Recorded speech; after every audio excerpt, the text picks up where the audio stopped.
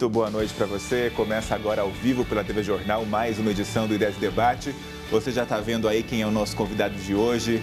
Portanto, já espere muita história e tem aqui um motivo especial para o José Eduardo Reflin Júnior estar aqui hoje, que é falar sobre um novo lançamento, muito importante para a cidade. E a gente vai falar sobre diversas passagens históricas aqui de Limeira, destacando principalmente o pioneirismo de muitas pessoas que aqui chegaram antes de nós. Eu queria agradecer sua presença. Vamos quebrar essa formalidade já. Muito bem-vindo, Toco.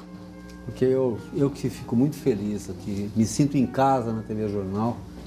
E eu agradeço a você pela oportunidade e dou um grande beijo aos seus telespectadores, porque é um prazer dividir um pouquinho desse trabalho com todos os seus adeptos, né? Aqueles que gostam de um bom papo, e seu programa realmente está de parabéns. E a gente não tem o que reclamar, viu, Toco? A gente conta com uma audiência boa aqui na TV Jornal, principalmente no Ideias em Debate. Vamos começar contando essa história, então. A gente tem aí para mostrar para vocês a capa do novo livro, né, escrito pelo Toco, que na verdade relembra aí a história de Limeira, principalmente no século XX. A gente tem aí a imagem da capa do livro do Toco para mostrar. Vamos contar primeiro sobre esse trabalho, Toco, da onde que surgiu e por que foi feito. Já é o segundo de uma série que você pretende produzir, né?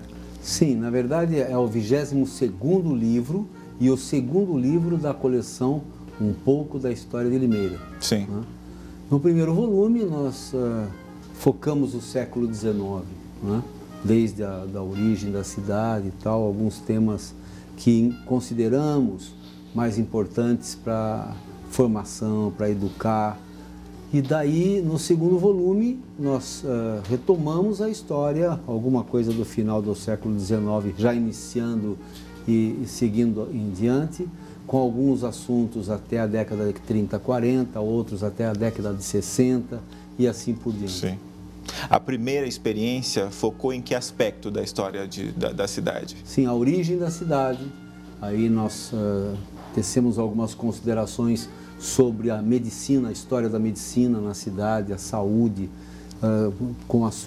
assim, nós temos grandes referências na medicina do Brasil, como Adolf Lutz, que esteve aqui, ele clinicava na Praça Toledo Barros. Olha só. A casa que era a clínica dele está até hoje lá, né?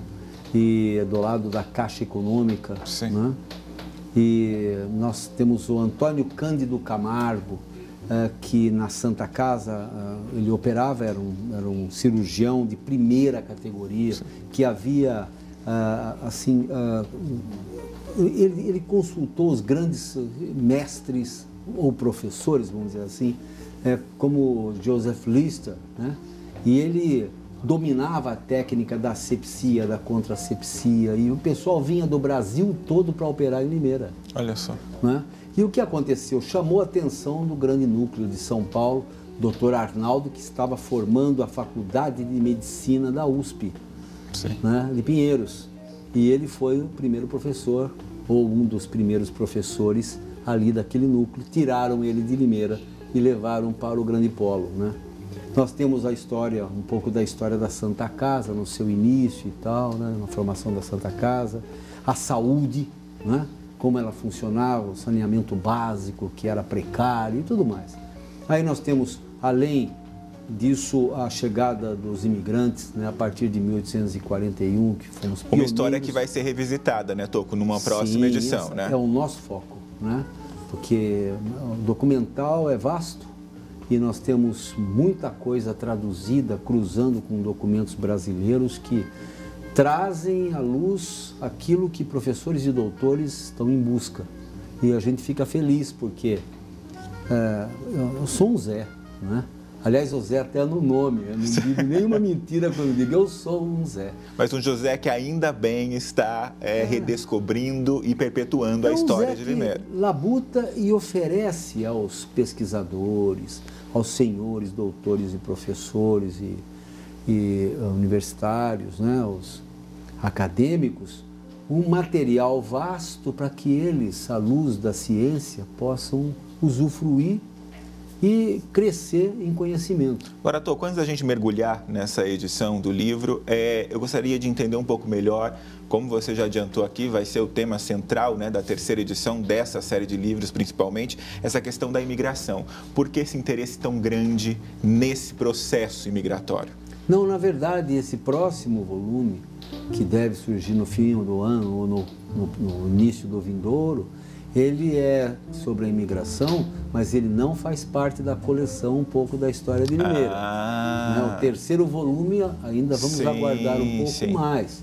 Esse é um outro livro, sabe, que já está há algum tempo, né, fornando, ele está no forno, né? Era o que você sempre quis, Toco, desde o início. Não é que a gente vai buscando mais informações para poder complementar, para ir de encontro com as perguntas, os questionamentos que os acadêmicos, que os interessados, que os amantes da história querem saber. Então todo mundo pergunta, mas o que aconteceu com as colônias da província de São Paulo? Então a gente vem com essa resposta em parte, é claro, porque ninguém tem a verdade. Sim. Né? Nós fazemos o possível para cruzar a documentação e que a gente possa chegar o mais próximo possível daquilo que, quem sabe, tem ocorrido no século XIX. E agora é importante a gente deixar claro uma situação. A gente sabe que muitos livros de histórias, e foi um procedimento assim durante muito tempo, eram baseados no que se ouvia falar, no dito popular. Por que é tão importante, ao fazer um registro histórico, ir a fundo e tentar realmente, acho que é uma palavra-chave, na verdade o que o jornalismo busca é praticamente um trabalho jornalístico. Por que se preocupar tanto em se aprofundar nos fatos históricos e não em contar uma história, onde a gente estava até conversando aqui antes, né? Muitas vezes os personagens históricos acabam sendo divididos entre heróis e vilões, quando na verdade não é bem assim. Sim, na verdade eles são heróis e vilões. Os dois ao mesmo tempo. Ao mesmo tempo, né? Porque você levanta a lebre, né? Sim. Você puxa a capivara de um sujeito que é o grande da história e você vai encontrar muita coisa ali que é complicada, né, para você. E o pessoal prefere ver aquele lado, puxa vida, o grande herói e tal. Uns vão de um lado, outros de outro. Por exemplo, no que se refere à imigração, nós temos o senador Vergueiro e o filho José, de um lado, e o Thomas Davatz, né? Um líder suíço, um mestre-escola que fez uma revolução que repercutiu na Europa e chegou a barrar por grande tempo a imigração. Sim, olha só. E deu sérios problemas para a colonização do Brasil. E isso, uns elegem ele como grande herói, né? Porque, na verdade, ele teve teve uma importância maravilhosa no sentido de melhorar as relações entre patrões e empregados. Digamos, o suprassumo do embrião da CUT. Sim, o primeiro sindicalista. Eu não diria que foi o primeiro, porque seria perigoso falar isso. Mas... Né? Eu acho que outros né, assim, também protagonizaram coisa parecida antes dele. Mas ele foi, sem dúvida, na imigração, o top. Na imigração, por parceria, bem entendido, né? Que é aquela que Limeira é pioneira em todo o Brasil. Sim. E daí você tem do outro lado o senador Vergueiro, que é uma cabeça pensante do Império, um sujeito inteligentíssimo que pensava lá à frente, ele era um visionário, sem dúvida nenhuma, e aí ele formou uma empresa, a Vergueiro e Companhia, que foi a maior empresa de colonização do Brasil, né, do século XIX, meados do século XIX. Com isso, ele aparelhou. No primeiro decênio, ele conseguiu trazer gente de Europa, né? E depois o José continuou o seu trabalho, seu filho, né? Trazendo gente da Europa, principalmente dos belgas, suíços, alemães, né? Alguns holandeses, poucos deles, que vieram para cá e tal, depois passavam por uma triagem e iam para outras colônias da província de São Paulo, como Piracicaba, Campinas, Jundiaí. E ele foi municiando essas fazendas de cabeças que medravam outras técnicas, né, e traziam grandes novidades para a nossa lavoura, para o nosso comércio, para a nossa indústria. Porque o berço da indústria limeirense, por exemplo, é o próprio Ibicaba. E nós demos nesse volume. Aliás, Toco, vou pegar aqui, a gente está com uma cópia 10 dias antes do lançamento, está aqui entre nós. É a primeira vez que ele aparece. Muito bem, está aqui, existe, o filho nasceu, não é mesmo? A gente vai, junto com você aí de casa, folhear esse livro e conhecer algumas dessas histórias. Mas, Toco, vamos focar primeiro, por que é importante. O que tem aqui está ligado ao pioneirismo desses homens que vieram aqui. Você está falando, né, do surgimento de uma era industrial aí e das melhorias, inclusive, ligadas à lavoura. Sim. Por que é importante o pioneirismo desses homens? É muito importante para o desenvolvimento, não só da cidade, mas também do Brasil. Quando você fala em indústria, né, por exemplo, como começou no Ibicaba, e você tem... o café como o produto que foi subindo a produção e se tornou o primeiro produto do Brasil, suplantando a cana-de-açúcar. A gente tem até algumas imagens aqui que estão no livro, a gente pode rodar enquanto a gente conversa aqui, são imagens históricas, mas antes, Toco, por que a escolha dessa foto para capa é uma pergunta que todo mundo faz sempre que vê um livro, é uma foto super interessante de alunos do Colégio São José, é isso? Sim. É porque, na verdade, nós tínhamos aqui um grande problema, que era a educação sempre foi um problema, continua a ser hoje, né? Então, nós tínhamos, o nosso pessoal se formava aqui, mas tinha que viajar para fora para poder fazer o segundo grau, né?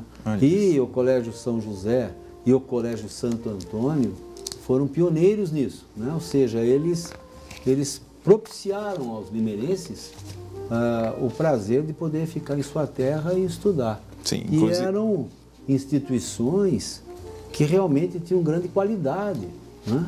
E essa foto também, plasticamente, ela é maravilhosa. Sim, ela é linda, né? Aqui aí a gente já tem o primeiro grupo escolar, né? Estadual de Limeira, e a foto do Coronel Flamínio aqui, né? Coronel Flamínio sempre foi uma personalidade, né? Pai do Dr. Trajano, que assim, é o grande homem da nossa indústria, né? Ali na máquina São Paulo, foi mais que uma indústria, foi uma escola. Sim. Uma escola industrial, onde muitos dali saíram e constituíram suas empresas, inclusive algumas que estão ainda hoje aí. A Max São Luís, por exemplo, né, era a Rodas Fumagalli, de que saiu da máquina São Paulo, o Ambrósio, o Bastião, o Sebastião, e essa gente toda, né? Eles assim, são pioneiros na indústria automobilística em fabricação de peças. Né, aqui outra foto, né, de um grupo escolar. É muito engraçado essas fotos antigas de escola, né, Toco? Eu acho lindo. O quanto, assim, são características, né, de uma época. Elas são realmente bem bonitas, né? O Coronel Flamínio, assim, era uma escola incrível. E nós aí temos alguns depoimentos de alguns ex-funcionários contando como a coisa funcionava, independente da... E isso vai de encontro com o documento, entendeu? Porque é importante a história oral quando ela retrata fatos e, assim, detalhes de fatos que são históricos e comprovados. Aqui, ó, a gente estava conversando até antes, uma foto da Rua Senador Vergueiro, isso é um desfile do Colégio Santo Antônio, do Antônio de Queiroz, né? E, assim, uma comemoração cívica que o Colégio Santo Antônio fazia descendo a Rua Senador Vergueiro, ainda com paralelepípedos, né? Pavimentada com paralelepípedos. Há quanto tempo, hein? E você tem aí um exemplar do Vagalume, que era o jornal que era editado pela escola e cuja capa é o Dr. Trajano de Barros Camargo, que foi o grande patrono da escola. Né? Muito bem. A gente ainda tem muita coisa para falar, inclusive eu queria mostrar essa foto aqui. Uma das questões também abordadas no livro é o abastecimento de água, né? A maneira que começou aqui na cidade. Essa foto é muito bonita também, né, Toco? Abre aí esse capítulo sobre o abastecimento de água aqui na cidade, é isso? Sim, não, na verdade, no primeiro volume nós contamos desde o tempo em que o pessoal cavava poços e depois os chafarizes, e daí a água do Inocêncio, depois algumas fontes, e depois a água seca e vão para o Morro Azul. E a água vem da fazenda Morro Azul, servindo a cidade no final do século XIX. Nós iniciamos aí, o final do século XIX, essa fonte secando. Né? Aqui uma imagem. Ou melhor dizendo, ela continuou lá, ainda a água ainda havia, mas não era suficiente para o abastecimento da cidade que crescia, né? Assustadoramente. Então, o que ocorre é que daí começamos a contar o que aconteceu, e aí vem o Major Levi, que traz a água do Cascalho, de Cordeirópolis, né, para a gente, que abasteceu Limeira durante algum tempo. Né? E tem outras histórias que vão contando como é que eles foram buscar, como é que foi a pesquisa nas fontes, para poder saber de onde viria e tudo mais. Aí depois o Cascalho também, problema, aí entra Virgínio Ometo, né, que é da família Ometo, da usina Iracema, usina São Martinho e tal, um benemérito cidadão, uma pessoa fantástica, que também se envolveu muito para poder melhorar a situação da água na cidade, fez o possível, né, com os poços artesianos e tal, mas havia muito problema político. Então, pra você ter uma ideia, quando ele conseguiu trazer água por declive, porque ele era uma pessoa da agricultura, né, e ele sabia que ele tinha que aproveitar, por exemplo, a Vila Queiroz trazendo água para o centro da cidade, porque pelo declive ele não precisaria fazer absolutamente nada. Já deixa a água correr. O embalo. Aí a água não chegava, tinha alguma coisa errada. Foram descobrir, não deixou alguém tomando conta da coisa, foram descobrir um opositor político fechando os registros à noite para a água não rolar. Então, que maravilha! Quer dizer, não é muito diferente do que ocorre nos dias de hoje, né, infortunadamente. Né? Mas, aí depois disso, a água começa a se tornar um grande problema e tal, até que aparece o Paulo D'Andrea, como prefeito, que convida o grande mentor da água em Limeira, né, que foi o Pedro Moraes Siqueira. Né? E ele, depois a Lilian Senra, que era sua esposa, se envolveram com uma grande equipe e eles conseguiram preparar e fazer um sistema que ia durar dezenas de anos e continua durando até hoje. O que nós temos aqui, praticamente, foi construído nessa década de 1960. Impressionante. Uma coisa incrível. A gente vai fazer a primeira pausa do Ideias em Debate. Estamos aqui mergulhando em um pouco da história de Limeira, volume 2. Na sequência a gente continua. Tem muitas imagens curiosas aqui, viu? Você vai se identificar. Corre o risco de você reconhecer alguém da família do passado, hein? A gente volta já, não sai daí.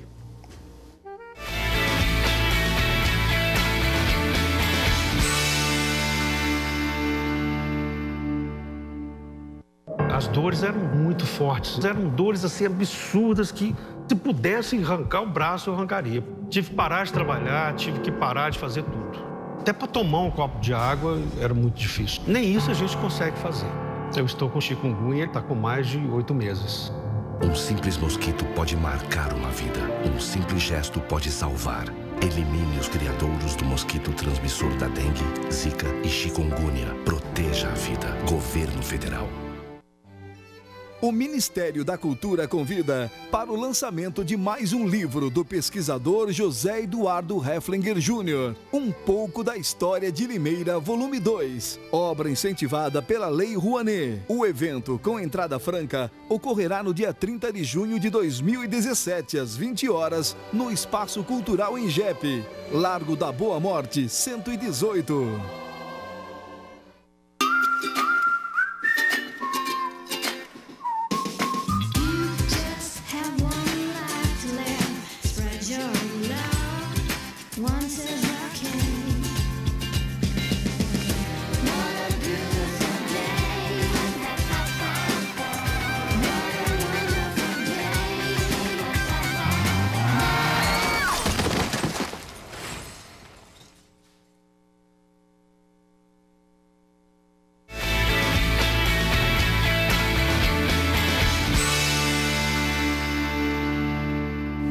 De volta com Ideias Debate, ao vivo, aqui ao lado do Toco, pesquisador aqui da cidade. E que bom que é assim, né, Toco? Está registrando a história da cidade. Isso é muito importante porque é a questão da memória, né? Se a gente não cuida dela, isso se perde e a gente não tem nem a oportunidade de valorizar tudo isso, né, Toco? A gente vai continuar aqui nessa viagem, é muito interessante. Vamos falar sobre outro tipo de pioneirismo, que é o pessoal da laranja, né, Toco? A gente está aqui, a abertura desse capítulo, evidentemente não vou mostrar o livro inteiro. Quem quiser, tem o lançamento daqui a 10 dias, dia 30 de junho, é isso? Aproveite, no final a gente reforça o convite. Mas sobre a laranja, tá aí o nome da cidade, né? Não tem nem o que dizer da importância disso aqui. A laranja assim, foi um grande marco na cidade de Limeira, né? Então você tem aí a história dos primeiros plantadores de laranja, né? Então você, por exemplo, o Baroni no Rio de Janeiro começou, foi o pioneiro a exportar laranjas para a América do Sul. E nós fomos pioneiros para a Europa, né? Como é que aconteceu tudo isso? Então, no final do século XIX, já no início do XX, o café crescia em produção do café, ela crescia assustadoramente. E isso é problema, sempre foi problema. O café ficava abarrotando os barracões governamentais e de venda e tudo mais. E aí o governo do estado de São Paulo começou a incentivar quem plantasse qualquer outro tipo de coisa. Muita gente foi para a laranja, porque até então o termo laranjeiro significava trapaceiro. Olha só. No Rio de Janeiro, se você falasse, o cara é laranjeiro, então é trapaceiro. Era assim, desse jeito mesmo, né? Não era boa coisa. Você percebe isso nos documentos, tudo. Você percebe isso claramente. Olha, a gente está mostrando toda a cadeia produtiva, né, da laranja aqui na cidade. Aí você tem já a exportação com os Dieberger, né, mais à frente. Mas o que acontece? Quando começa... da onde vinha a laranja que o Baroni, parte dela vinha de Limeira. E de onde? Do Mário de Souza Queiroz, né, que era proprietário da chácara Santa Cruz, que fica na Vila Queiroz, hoje Limeira Clube. Aliás, a sede do Limeira Clube, hoje, é a casa antiga da Santa Cruz, né, do Mário de Souza Queiroz. E esse sujeito era assim, fantástico, ele criou muitas laranjas, né, assim, fez enxertias que foram tipos, batizadas, né, variedades. Porque é Exalc, são parentes, Queiroz, né, Souza Queiroz, né? Sim.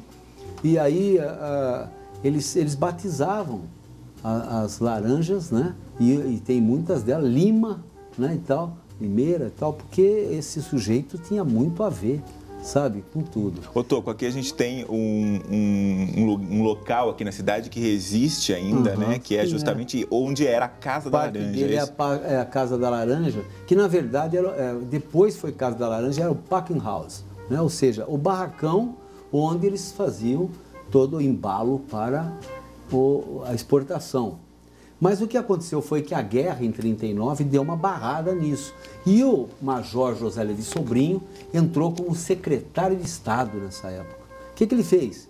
Ele começou então a produzir suco de laranja, né, e distribuir laranja em São Paulo. Eu tenho o filme, sabe, que a família Levi doou para que a gente pudesse, sabe, ter essa maravilha, né, no acervo, que mostra os caminhões do governo do estado no Anhangabaú distribuindo laranja para a população e também dando laranja para os meninos, né, na escola, né, como merenda escolar. Nessa outra imagem aqui a gente tem uma festa da laranja. A primeira delas. Muito bem. E num espaço que as pessoas, é difícil reconhecer nessa imagem, né? Hoje é a Praça do Grupo Brasil e em frente a Chácara Medina dos Levi, onde hoje é o supermercado, foi o Jumbo Eletro, né?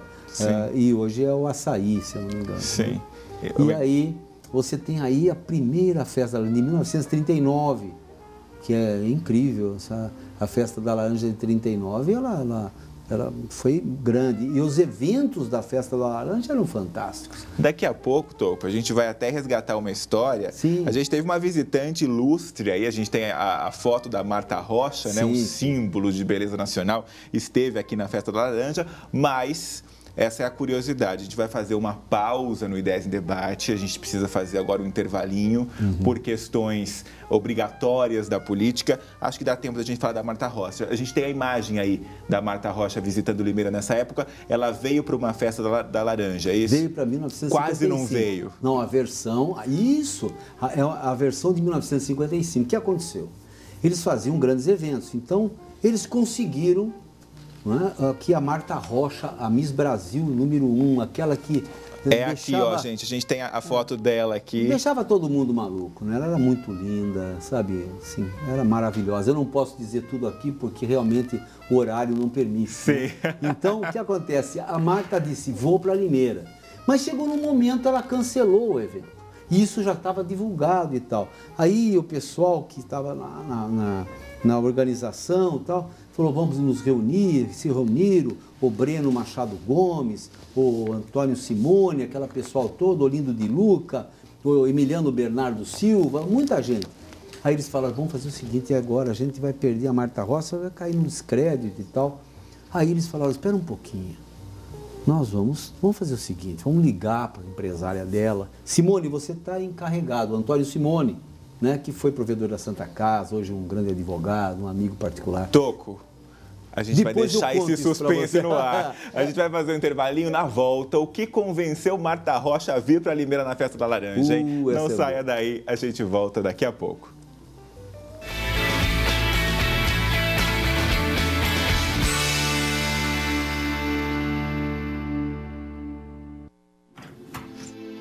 Uma mãe reconhece na outra as dúvidas e as primeiras conquistas, as noites mal dormidas, as histórias contadas mais de 1000 vezes. Uma mãe reconhece na outra sentimentos que não cabem no peito e o poder que só as mães têm, o poder da doação. Se você pode, doe leite materno. Um pouco do que você doa é tudo para quem precisa.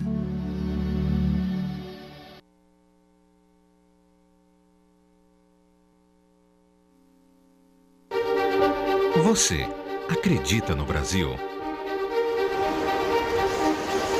Bato no peito que sou brasileira e não desisto nunca.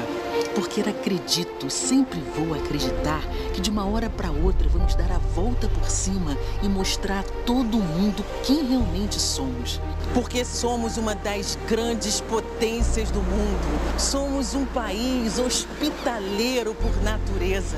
Somos um povo criativo, destacado nas mais diversas áreas de conhecimento. Um povo trabalhador, uma nação rica em recursos naturais. E é por acreditar nesse Brasil que me acolhe e me faz sonhar que eu quero e vou lutar por ele e com ele. Eu não desisto de sonhar, não desisto de acreditar. E esse sentimento de pátria é o meu orgulho. Eu acredito nessa paixão, nessa superação, nessa esperança por um futuro cheio de conquistas possíveis. Para mim, para você, para as futuras gerações e para todos aqueles que amam de verdade nossa pátria amada, Brasil. Eu acredito nesse país de empreendedores, que vai além de qualquer governo, que exporta simpatia, solução criativa, tecnologia de ponta e excelência em produtos e serviços. Eu acredito nesse Brasil que segue em frente, com o dom de renascer competitivo diante dos obstáculos de governos centralizadores e burocráticos. E é por ser esse exemplo de resiliência que eu acredito no nosso poder de superação. Sim, o Brasil é o maior produtor de alimentos do mundo. Estamos no topo da produção mundial de açúcar, café, suco de laranja, soja e outros tantos produtos que alimentam o planeta. Em todos os setores da economia há exemplos de um Brasil gigante, que dá certo e que nos orgulha. Não podemos perder a capacidade de sonhar, nem nos conformar com menos do que merecemos. O Brasil merece mais. Somos brasileiros e não desistimos nunca. E seguimos com a cabeça erguida para encarar e superar com coragem os desafios que virão. O Partido Social Cristão acredita nesse país do futuro e quer escrever com todos, a milhões de mãos, uma nova história brasileira que resgate nossos sonhos, orgulho e autoestima. Por um país com mais Brasil, menos Brasília. O Partido Social Cristão é entusiasta dessa esperança federativa de ver o país dar um salto qualitativo na gestão pública. Acredita em um novo jeito de governar, de um jeito moderno, eficiente. Acredita num Estado mínimo, com menos burocracia e no livre mercado. Nós, sociais cristãos, acreditamos no Estado liberal sinônimo de empreendedorismo, menos burocracia, assim como uma menor carga tributária. Num Estado liberal, é mais dinheiro no bolso do cidadão e menos nos cofres do Estado. A economia é fortalecida pela própria liberdade empreendedora dos cidadãos. Ninguém melhor do que o cidadão para saber o que fazer com o seu dinheiro. Quanto maior a liberdade econômica, menor a corrupção, melhor qualidade de vida, meio ambiente mais limpo e menor desemprego. No Brasil do Partido Social Cristão, o poder de decisão é descentralizado, com mais decisões locais e menos federais. É menos Brasília, mais Brasil. Acreditamos no municipalismo, fortalecendo os governos locais para garantir uma rápida solução dos problemas da cidade. E a meritocracia tem lugar onde os melhores gestores exercem comandos com perfis mais técnicos. Nações como Estados Unidos, Reino Unido, Hong Kong, Irlanda, Canadá, Austrália, Holanda e Suíça adotaram o Estado liberal em seus governos, fortalecendo o desenvolvimento econômico e a qualidade de vida da população. Todos estão na lista dos 15 melhores países do ranking do Índice de Desenvolvimento Humano, IDH 2016, das Nações Unidas. O Partido Social Cristão acredita nesse Brasil do mundo privado, empreendedor, que não foge à luta. Trabalhar em prol de um Brasil empreendedor, para dar um salto de qualidade com um novo modelo de gestão pública. Hoje, o Brasil precisa dos brasileiros unidos. Essa é a missão do PSC. Esse é o sentimento do Partido Social Cristão. O jeito certo de fazer gestão social cristã. No município de Cascavel, no Paraná, o prefeito social cristão Leonaldo Paranhos, em menos de 6 meses, já virou referência nacional com o programa de transparência nas licitações, agora transmitidas ao vivo pela internet, gerando uma economia de mais de 5 milhões de reais apenas na compra de uniformes e materiais escolares. E já foram retomadas todas as obras que estavam abandonadas, revitalizando praças esportivas, resgatando moradores de rua e implantando território cidadão. Aqui no governo do Ceará, a gestão da presidente da Agência de Desenvolvimento do Estado, Nicole Barbosa, do PSC, atraiu mais de 6 bilhões de reais em investimentos privados no último ano. Na área do desenvolvimento econômico, o PSC trouxe grandes conquistas ao Estado. O Ceará inaugurou uma importante usina siderúrgica, um investimento de mais de 5 bilhões de dólares instalado na ZPE, a primeira zona de processamento de exportação em funcionamento do Brasil. As indústrias incentivadas pelo governo já geram mais de 110 mil empregos em todas as regiões do estado e as movimentações no Porto do Pecém cresceram 92% só no último mês. Os sociais cristãos também dão exemplo no Congresso Nacional. O senador municipalista do PSC, Pedro Chaves, defende no Congresso Nacional os interesses de Mato Grosso do Sul e do Brasil. Em apenas um ano de mandato, Pedro Chaves conseguiu garantir um empréstimo de 56 milhões de dólares do BID, que vai financiar as obras de revitalização do centro da capital, Campo Grande. Ganhou destaque nacional também ao relatar no Senado a nova lei do ensino médio, aprovada em abril deste ano, que vai fazer uma verdadeira revolução na formação de milhões de adolescentes e jovens de todo o país. O deputado federal por São Paulo, Marco Feliciano, apresentou, dentre outros, o projeto de desburocratização da adoção de crianças e adolescentes, a implantação do parto humanizado e adicionar a disciplina Ética e Cidadania no ensino fundamental e médio. Nós do Partido Social Cristão. Acreditamos na força do trabalho e na democracia. Respeitamos o próximo e não desistimos do que é correto. Acreditamos na força da fé, da superação, da união, da solidariedade e do progresso. Somos a favor da vida e da família, contrários à legalização das drogas. Queremos escolas livres de ameaças que atentam contra o desenvolvimento das nossas crianças. Somos favoráveis à redução da maioridade penal. Porque entendemos que o crime não tem idade. Essa é a visão do Partido Social Cristão. Para um Brasil mais forte, acreditamos na força dos valores cristãos a serviço do Brasil. Nós do Partido Social Cristão acreditamos no Brasil. Apesar dos avanços estabelecidos na Constituição Federal, a participação das mulheres na política ainda não é satisfatória. Esta realidade só vai mudar se você vier fazer parte do nosso movimento de mulheres, onde defendemos um Brasil mais competitivo e dinâmico, com menos intervenção do Estado e mais liberdade na economia. Acreditamos que podemos mudar a história do nosso Brasil para melhor. E por isso, precisamos de pessoas como você. No Partido Social Cristão, as mulheres têm um papel importante. Através de encontros, cursos e palestras, temos oportunidade de estudar e debater o que é melhor para nosso país, para você e para a sua família.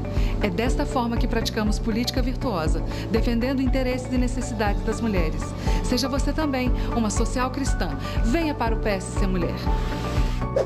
A deputada federal do PSC pelo estado do Pará, Júlia Marinho, tem destinado mais de 37 milhões de reais para melhorias nas áreas de educação, saúde e infraestrutura urbana. Uma verdadeira social cristã, exemplo ativo da mulher na política brasileira.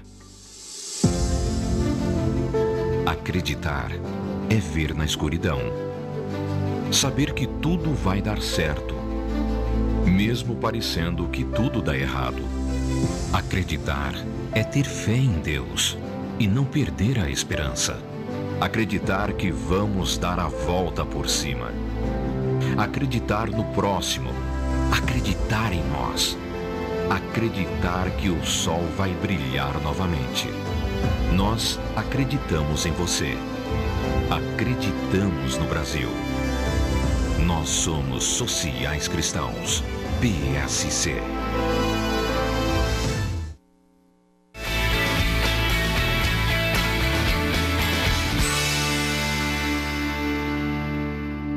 De volta e ao vivo com o I10 Debate. Obrigado pela paciência, por ter nos esperado. E vamos continuar aqui com um pouco da história de Limeira, volume 2. Está aqui comigo o Toco, que escreveu esse livro e tem um trabalho impecável ao longo de 30 anos de pesquisa, né, Toco? A gente deixou um mistério no ar na nossa saída, que foi justamente um pequeno transtorno na vinda da Marta Rocha aqui para Limeira na Festa da Laranja. O que de fato aconteceu, então? Não, de fato é que ela cancelou a vinda, assim, uma semana ou 2 semanas, eu não sei ao certo, antes do evento. E aí se reuniram, né, a cúpula que organizava a festa e destinaram ao Antônio Simone que ele fizesse alguma coisa para resolver isso. Simone está ali e tal, pensando, ele falou, pera um pouquinho. Aí ele ligou para a secretária da Marta Rocha e disse, olha, é o seguinte, nós vamos ter sérios problemas, porque a revista O Cruzeiro está vindo aqui só para falar sobre você. E aí nós vamos ser obrigados a dizer que nós tínhamos aqui já agendado tudo, mas você cancelou na última hora. Isso vai ficar muito ruim para você profissionalmente, porque outros que pretenderem contratar não vão fazer isso, né? Então é melhor você conversar com ela. Ela falou assim, vai ser difícil e tal, desligou o telefone. De madrugada ligou o telefone do Simone, tocou, ele atendeu, falou assim, ela confirmou e está indo para aí e tal. E veio Marta Rocha, mas ela estava de mau humor e tal, foi para a casa do Dr. Olindo, que ficava atrás do Cine Vitória, porque essa cena ali era no Cine Vitória, que ela se apresentou. E aí, ela presa no quarto lá, discutindo e tal. Aí o empresário dela bateu na porta e falou, escuta, você vá lá, porque senão eu vou contar tudo que eu sei de você. Ela foi e fez o trabalhinho E a gente tem aqui até o seu Emiliano do lado dela, né? Lado dela. Aliás, o Emiliano, o Breno Machado Gomes, o Antônio Simone, e o Senra foram buscá-la em São Paulo. Todos num carro para ir buscar a Marta Rocha, é óbvio, né? E daí eles estão voltando com a Marta Rocha, ela ficou com vontade de comer um lanche. Então eles falaram, mas pô, vai parar com a Marta Rocha? Que a gente... Aí elas tentaram entrar no anonimato com a Marta Rocha, coisa mais... É quase impossível. Aí entrou aquela puta mulher, né, que você tinha que subir com escada para ver. Sim. E aí chega lá, tal, no bar, o cara olhou e falou, Marta Rocha aqui? E aí falou, olha, é o seguinte, minha gente, nós vamos ter problema, vamos fechar tudo. Fechou e serviram o lanche. Quando saiu, e para sair de lá? Aquela multidão de pessoas aguardando a saída da Martinha. É uma coisa incrível, era realmente popularíssima. Vamos avançar, aqui já estamos na parte da indústria, né, Toco? Também outra referência muito importante aí para a história da cidade, aqui o Prada, né? Sim, o Prada, que teve seu início no século XIX, não é? E depois... com a vinda do Agostinho, porque o Giuseppe, né, iniciou isso aí e tal, e o Agostinho era um sujeito que realmente era um idealista, uma pessoa que tinha uma visão incrível. Ele já construía a casa para os funcionários, a exemplo que logo depois, ou antes disso, o doutor Trajano, né, na Máquina São Paulo, a B. Penteado e Companhia, que era a Máquina São Paulo, né? E que esse doutor Trajano realmente é o número 1 da nossa indústria. Eu já disse aqui que foi uma escola industrial e dali surgiram grandes indústrias. E nós contamos essa história, né? Ele faleceu muito cedo, ao lado dele está aí a sua esposa, a Terezinha, né? Maria Tereza de Barros Camargo, que assumiu a empresa logo depois de sua morte. E com grandeza também, ela foi prefeita em Limeira e realmente a pessoa. Aliás, a família Barros Camargo sempre foi doadora, benemérita. Sim. Né? E aí você tem aí a história do automobilismo, da indústria de peças para o automobilismo, como a Fumagalli, por exemplo, né? Que surgiu de ex-funcionários do Dr. Trajano, assim como o Zacarias e muitas outras, né? E aí... Tem até que numa imagem, Toco, a gente estava revendo aqui, tem a presença do Fittipaldi aqui, né? Sim, aí você tem o Juscelino Kubitschek que veio aqui, que vinha sempre a Limeira. Aí você tem o Renatinho de Almeida, né? Que é um das pessoas mais importantes do conselho do nosso clube. Tem o Sebastião Fumagalli, que é o proprietário da empresa, Rodas Fumagalli, que depois passou a Rockwell e hoje é Maximum Wells, né? E que surgiu na garagem da casa do Sebastião e do Ambrósio, seu irmão, e passou a ser a grande fornecedora das maiores marcas internacionais, né? É o número 1 em produção de rodas do mundo.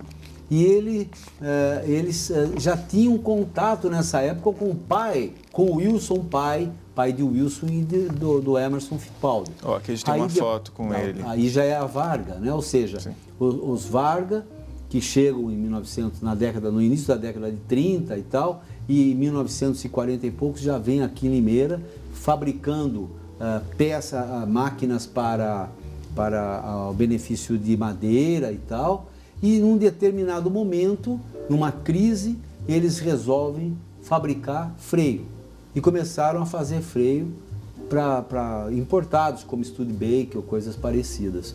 E daí, de repente, eles se tornam, né, começam a ganhar uma concorrência depois de conseguirem a Volkswagen e depois a Ford, montaram uma empresa na Argentina e assim tinham também uma planta lá nos Estados Unidos, né, da América, tornando-se a grande fornecedora, a principal fornecedora da Ford, da Volkswagen. 100% da Volkswagen era a Varga que fornecia, porque ela começou com o Quinhãozinho e a Bendix, que era a grande empresa, né, então, aquela coisa multinacional, fantástica, poderosa, perdeu para os Varga pela qualidade. Sim. E é muito interessante a história do Varga, porque é um sujeito rígido, duro na empresa. E tem uma história muito legal que o Valim, né, contou para mim, que é um dos seus ex-funcionários, que num determinado momento, ao meio-dia aproximadamente, o Júlio Varga, que era esse do qual falamos, né? Ele passou pelo pátio da empresa e olhou, tinha um caminhão e um sujeito deitado debaixo dele naquela hora. Ele falou, mas peraí, esse cara está deitado. Não é possível. Chegou lá e falou, o que você está fazendo aqui? O sujeito falou, meu Deus, falou assim, faz o seguinte, você vai lá para o departamento do pessoal, está despedido. Aí o sujeito foi lá, né, coitado, né, o Zé, ignorante, chegou lá, o sujeito do departamento falou, o senhor quer o quê? Falou, não sabe o que é? Eu vim aqui porque o senhor mandou vir aqui, eu estou despedido. Mas o senhor trabalha onde? Não, eu sou o motorista de um caminhão, vim trazer aqui Ele era motorista do caminhão, tava não era funcionário. Não era funcionário, ele despediu o cara, entendeu? É uma figuraça, uma pessoa Falando fantástica. em figuraça, Toco, nessa outra página aqui, ó, desse lado, temos a Nair Belo aqui também, jovem, outra figura linda, importantíssima, né? Ela se casou com o Irineu Francisco, de família, aqui e tal, um pessoal que era do teatro, ou seja, do início do teatro amador em Limeira. Só falta no nosso clube, né? No nosso clube, é. E o Irineu casou-se com a... E ela sempre esteve por aqui. Ela adorava Limeira, sempre por aqui. Sim. Né? E o Emiliano Bernardo logo abaixo, que também militou muitos anos no teatro. Aqui, ó, na foto de baixo. Aliás, o Orlando José Zovico também teve suas passagens pelo teatro. Aliás, nós temos o flagrante, não é, Toco? Sim, sim. Vamos ver se vocês adivinham nessa passagem aqui dessa foto. Orlando José Zovico está aqui também na história de Limeira. No centro aí é o Orlando José Zovico, né? Muito bem. E é incrível, porque o Zovico sempre foi muito forte, sempre forte. E numa cena ele tinha que esbofetear uma pessoa. A gente consegue aproximar aqui nessa foto aqui, com certeza. E ele deu um bufete tão forte que o sujeito ficou uns dias doente. Quem contou essa história, hein, Toco? O Emiliano Bernardo. Então ele pegou firme no personagem. Sem dúvida nenhuma. Interpretou com muita raça. Com muita credibilidade do artista. Foi incrível. Não teve tapa artístico, não. Não, foi um tapão mesmo. Assim, um bufete, de verdade. Muito bem. Isso é muito interessante. A gente tem uma outra passagem interessante aqui, Toco, que é justamente, acho que essa é uma das páginas mais simbólicas e, evidentemente, não tirando a importância da história, mas dos tipos que formam a cidade, né? A cidade também é muito reconhecida por esses tipos. Aqui a gente tem um festival deles, né? Qual que você indicaria como o mais memorável? Olha, você tem aí o baiano do Cine Vitória, que era o porteiro do Cine Vitória, uma pessoa maravilhosa. Aqui, ó, nessa foto Os irmãos Coca-Cola, o Perigoso do Carnaval, o Glostório, o grande líder da raça negra em Limeira, o vendedor de pinhão, né? Poxa, que pessoal, o seu Lucas. Tinha o Zé 60, um mendigo mais famoso da cidade, né? Você tem aí o Luizinho Pipoqueiro, que era um São Paulino roxo. Quando o São Paulo ganhava, ele dava pipoca para todo mundo. E quando o São Paulo estava perdendo, ele corradinho de pila, o sujeito falava, eu queria uma pipoca, agora não tem pipoca. E era coisa fantástica. Você tem o Toninho da Verônica, né? Quem não conheceu o Toninho da Verônica não é limeirense, o grande o espada da cidade. E você tem o homem... Era conhecido por isso, não é mesmo, Toco? Entre aspas. E aí você tem aí também o grande mentiroso da cidade, o João Ramalho, né? A Maria dos Cachorros e tudo mais. E você tem o João Delega. O João Delega, ele dizia, eu sou delegado, e dizia que era delegado mesmo. Numa determinada situação, você imagine que um jogo de futebol que envolvia duas equipes que eram rivais como Associação Atlética Internacional e 15 de Piracicaba. Eles se juntaram em Vila Levi, que era na Doutor Trajano, o campo, né? E jogaram e tal, aquela coisa toda. Terminou o jogo, todo mundo saindo de Piracicaba, de Limeira, carros, enchendo aquelas Doutor Trajano, e ele resolve parar o trânsito para pegar o documento, porque ele era guarda, né? Olha só. Vestido de guarda de trânsito, tá?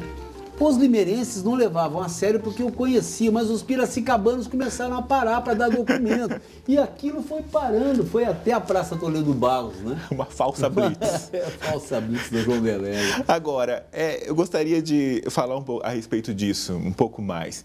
Por que tão importante quanto os pioneiros, essas pessoas simples e populares na cidade também são importantes para construir a história de um povo? Eu sempre me apaixonei, sempre fui apaixonado pelos círculos populares, né? Aliás, muito aprendi dos malandros românticos. Ou seja, por exemplo, houve um que era um grande campeão de sinuca, o João Viz. O sujeito era um grande campeão. Ele jogava com carne frita, de igual para igual, sabe, assim mesmo. Sim. Carne frita vinha aqui em Limeira, na rua Doutor Trajano, na Praça Toledo Barros, tinha um bar lá, né, que era o Bar Antártica, né, onde eles jogavam, né, assim, partidas homéricas, né. Sim. E esse sujeito era assim um bom vivant, uma pessoa maravilhosa que tinha um humor invejável e uma categoria, um malandro com uma categoria que não existe mais. Sim. Não é um malandro que aponta uma arma e fala um assalto. Ele aponta um taco de sinuca e diz, você já foi assaltado, né? Porque Sim. jogar com ele era quase Sim. um assalto. Então, era assim, mas muito bom humor. E eu me sentei ao lado. Sempre, né, com inteligência. E ouvi muito dessa gente, sabe? Muito. E assim, ganhei muito. Sabe? Eu já vi muito professor doutor falar muita besteira e muito malandro falar coisa sábia. Sim. Assim como gente do sítio que pega na enxada e que o sujeito nunca foi à escola e as suas palavras são como pérolas. Sim. Né? E outros que estudam, que têm doutorados e mestrados a dar com pau, Sim. são verdadeiros idiotas, Sim. né? Metidos à besta e não sabem a nada. Porque, na verdade, o sábio é aquele que acha que não sabe. Porque se você acha que sabe, você não procura saber. Sim. E quando você sabe que você é um idiota, você fala, eu vou precisar saber a respeito disso. Então, o sábio é o tolo aos seus próprios olhos. Salomão já dizia isso, né? É isso. É exatamente isso. E é importante essa valorização também. Querendo ou não, em momentos diferentes aqui, mas estão em pé de igualdade, representando a história da cidade, os grandes pioneiros e também os tipos que fizeram a alegria e fizeram parte da rotina dessa cidade, né? Verdade. A gente tem uma última passagem aqui, Toco, que é muito interessante, que é a formação, praticamente, da Corporação Musical Arthur Jambeli, né? Sim. A gente tem aqui imagens dessa época. Sem dúvida. No primeiro volume nós contamos a história da Henrique Marques, que surgiu em 1860, e agora, no século XX, é óbvio, não poderíamos deixar de falar sobre a embaixatriz da música, né? Que é a nossa Arthur Jambeli, que surgiu com o nome de Frente Única exatamente em 1932, em plena Revolução, né? Porque eles eram adeptos à Revolução. Sim. E aí, posteriormente, passaram a ter o nome do seu fundador, que é o Arthur Jambeli, né? E é uma super banda que ganhou o 4º centenário de São Paulo. Aliás, numa das fotos você tem ela desfilando no Anhangabaú, no desfile de 4º centenário de São Paulo, né? Então, e hoje ela está sob o comando do nosso querido amigo Gerson Tanque, né? Que é uma figuraça, e tem lá o Seu Medeiros, aquele pessoal todo que dá o sangue pela banda. E nós temos o grande prazer de termos na cidade os 2 maiores patrimônios que temos são as 2 bandas. Pouquíssimas cidades têm bandas de música Sim. como nós temos, né? Precisam de mais apoio, né? Porque muitos dizem, não, mas nós apoiamos a banda. É insuficiente o apoio para essa grandeza, para essa ferocidade cultural que a banda sugere, sabe? É uma coisa magnífica, né? Também. As retretas, eu me lembro que era menino ainda, e as Todo retretas... domingo, lá na praça, sobrevivem, né? A praça era lotadíssima, né? Você tinha as rodas da gruta, que os homens giravam num sentido e as mulheres no outro, e eles se entreolhavam, aquela coisa toda, o flerte, e acabavam se casando. O Emiliano se casou assim. Olha o Júlio Vargas se casou assim, conheceu a esposa ali. Por você ter uma ideia, não foram poucos, sabe? Porque era um lugar realmente de flerte nessa época, né? Nas décadas de 40, 50, 60, né? Era uma coisa incrível. A praça era lotada, era, sabe, assim, era o evento. Que diferença, não Toco, né? Com o passar do tempo. Hoje você pode encontrar alguns assaltantes, Sim. claro, né? Assim, para poder... Você não vai encontrar uma namorada, talvez. Talvez encontre uma namorada. E vai ficar difícil descobrir se é namorada ou namorado, né? Porque a coisa é brava. É feia a coisa ali. Toco, vamos lá. Um pouco da história de Limeira, volume 2, lançamento no dia 30, é só chegar, onde vai ser? Sim, como é que eu faço para ter acesso a essa história? Espaço Cultural INGEP, no Largo da Boa Morte 118, ali na esquina da Boa Morte. De um lado você tem o Palacete Levi e do outro o Espaço Cultural INGEP. A gente aguarda vocês lá para poder lançar. Qual o horário desse lançamento? 20 horas. 20 horas. 8 da noite. A gente faz, evidentemente, a gente não ia conseguir... Nessa sexta, na próxima. Na próxima, né? A gente não ia conseguir mostrar tudo, mas são mais de 200 imagens históricas aqui, muitas delas raras, organizadas por um profissional de calibre que há muito tempo... Toco, que há muito tempo dedica parte da vida a contar essa história. Toco, a gente está encerrando, temos mais 2 minutos. Ao longo dessa trajetória, você já confessou aqui ser um apaixonado pelo que faz e das suas andanças para descobrir todas essas histórias. Sim. Mas existe algo essencial que, fazendo essa busca, você descobriu e aprendeu com essa jornada que você gostaria de dividir com a gente? Puxa, se eu for sincero, eu vou jogar fora tudo o que eu disse até agora, mas eu vou arriscar. Vamos lá. Eu diria que a vida foi me ensinando muito pouco. Os livros conseguiram me passar alguma coisa. É muito bom ler. Os documentos históricos me fascinaram. Tudo isso me deu um conhecimento. E esse conhecimento eu jogo no lixo em troca da sabedoria de Deus, que vem do alto, não vem de baixo. Porque uma coisa é você saber, outra coisa é conhecer, a outra é você viver experimentando o conhecimento daquele que criou todas as coisas e brilha mais do que a luz humana, né? Que é vaidosa. Sim. O homem é vaidoso. Na verdade, até fazer tudo isso é vaidade, né? Tudo é vaidade. E correr atrás de vento. Mas aquele que crê, eu não estou falando de religião, porque eu não acredito em religiosos, eu não acredito absolutamente, eu acredito em Deus. E acredito que Ele se fez carne na pessoa de Jesus, pagou o preço por nós e nos dá de graça, sem exigir absolutamente nada, sem lei, que a lei foi dada para o homem se conhecer. Se não houvesse o não matarás, eu continuaria matando o meu próximo e não teria nenhum tipo de peso em minha consciência. No entanto, Ele pagou o preço e nos dá de graça o acesso a retornar, a experimentar a pessoa de Deus e assim você experimentar ser templo dEle. Isso para mim é mais do que tudo que faço, mais do que tudo que pensei, mais do que tudo que aprendi, e é tudo que eu desejo para os seus telespectadores e para vocês. Muito bem. Crer na pessoa de Jesus para experimentar para sempre de graça a vida eterna. José Eduardo Heflin Júnior, muito obrigado pela presença, parabéns pelo trabalho e muito obrigado por estar aqui, dividir, gastar seu tempo conversando com a gente e dividindo esse conhecimento. Eu que agradeço, me senti em casa. Isso é um espetáculo de pessoa, muito obrigado. Agradeço a toda a equipe aí, né, técnica e tal, ao Orlando José, ao Du, que sempre abrem essas portas para que a gente possa estar aí divulgando cultura, falando um pouquinho, né, para poder ir tentando, né, formar, educar, porque realmente educar é uma coisa difícil, passar informações interessantes é difícil porque nós não temos essa cultura e mudar a cultura de um povo leva 40, 50 anos, né? É isso. Muito bem, muito obrigado mesmo pela presença. Obrigado a você pela audiência de toda terça-feira. Você já sabe, sempre ao vivo a partir das 8 horas da noite. Na semana que vem tem mais Ideias de Debate e, é claro, eu espero você.